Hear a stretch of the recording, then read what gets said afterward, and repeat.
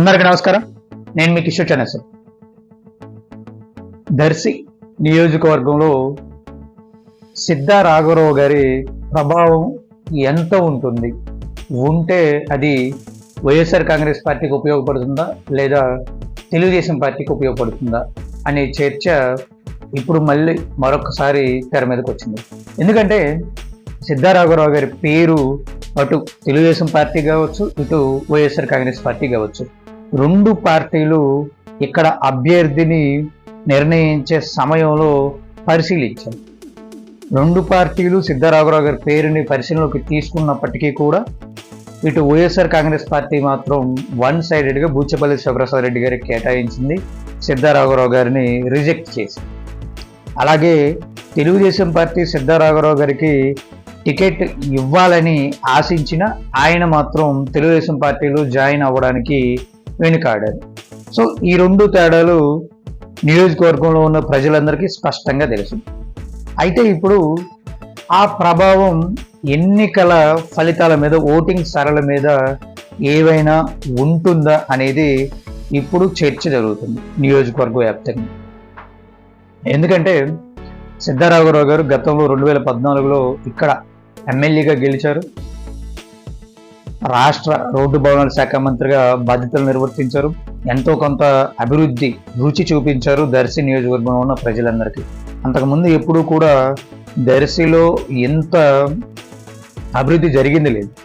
ఎంతో కొంత అభివృద్ధి జరిగింది, రోడ్లు కావచ్చు, సీసీ రోడ్లు కావచ్చు, ఎంతో కొంత డ్రైనేజ్ సిస్టమ్ కావచ్చు, వాటర్ ప్లాంట్స్ కావచ్చు, ఇలాంటి అంశాల ప్రాతిపదికన అభివృద్ధి జరిగింది అంటే అది తెలుగుదేశం పార్టీ హయాంలో 2014 నుంచి 2019 సమయంలో సిద్ధా రాఘవరావు గారు మంత్రిగా పనిచేసింది.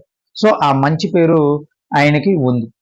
ఆ మంచి పేరు ఉండడం వల్లే అటు టీడీపీ కావచ్చు, ఇటు వైసీపీ కావచ్చు, కార్యకర్తలు ముఖ్యంగా రెండు పార్టీలకి చెందిన కార్యకర్తలు కూడా ఆయన అభ్యర్థి అయితే బాగుంటుంది అని కోరుకున్న సందర్భాలు ఉన్నాయి మొన్నటి వరకు. సో అయితే దురదృష్టవశాత్తు ఆయనకి ఏ పార్టీ నుంచి కూడా పోటీ చేసే అవకాశం ఇప్పుడు రాలేదు. అయితే ఇప్పుడు దర్శి నియోజకవర్గంలో సిద్ధా రాఘవరావు గారి వర్గం అంతా కూడా ఏం ఆలోచిస్తున్నారు, ఆయన వైసీపీలో ఉన్నారు కాబట్టి ఆ వర్గం అంతా వైసీపీకి ఓటేస్తారనుకుంటే మనం పప్పులో కాలేసినట్టే. వారి అభిప్రాయాలు, వారి ఆలోచనలు వేరేగా ఉన్నాయి.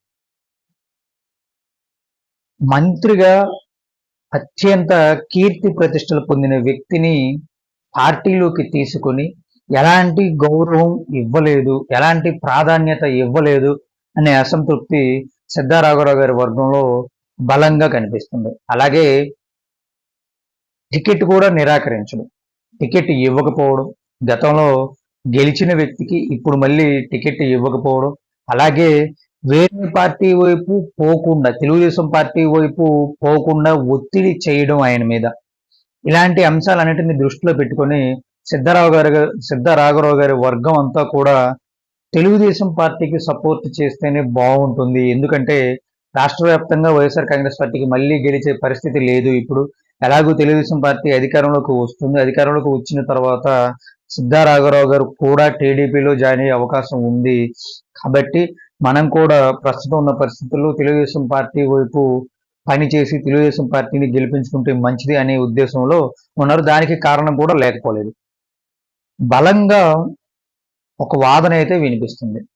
సిద్ధా రాఘవరావు గారికి అలాగే ఆయన కుమారుడైనటువంటి సిద్ధా సుధీర్ గారికి రాజకీయ భవిష్యత్తు లేకుండా చేసింది వైఎస్ఆర్ కాంగ్రెస్ పార్టీ.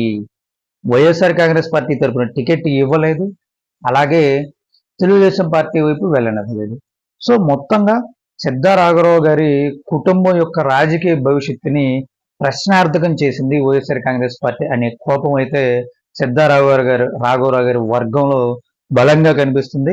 సో ఈ కోపం వైఎస్ఆర్ కాంగ్రెస్ పార్టీ మీద వారికి ఉన్న కోపం ఇక్కడ తెలుగుదేశం పార్టీ అభ్యర్థి అయినటువంటి గొట్టిపాటి లక్ష్మి గారికి లాభం చేకూర్చే విధంగా ఉంది. మరి చూడాలి, నష్ట నివారణ చర్యలుగా ఇక్కడ బూచపల్లి శివప్రసాద్ రెడ్డి గారు వారి వర్గాన్ని కలుపుకొని పోయే ప్రయత్నం చేస్తారా, లేక వారి వల్ల మనకి ఉపయోగం లేదని నిర్లక్ష్యం చేస్తారా అనేది.